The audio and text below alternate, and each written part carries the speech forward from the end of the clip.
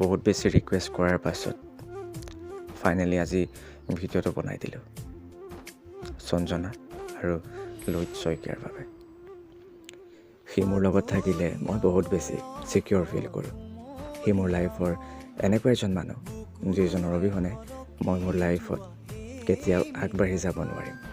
সি মোৰ কাৰণে ভগৱান। সি সদায় মোক নুবুজা কথাটো শিকাই দিয়ে। সি অবিহনে মোৰ লাইফটো আধৰুৱা। সি মোক বহুত চেঞ্জ কৰিলে। মোৰ লাইফত যিখিনি বেয়া আছিলে সেইখিনি সি নোহোৱা কৰিলে। বেয়াৰ পৰা ভাল হ'বলৈ শিকালে। সি মোৰ লাইফৰ স্পেচিয়েল মানুহজন। তাক মই মোৰ লাইফত ফিউচাৰ হাজবেণ্ড হিচাপে বিচাৰোঁ।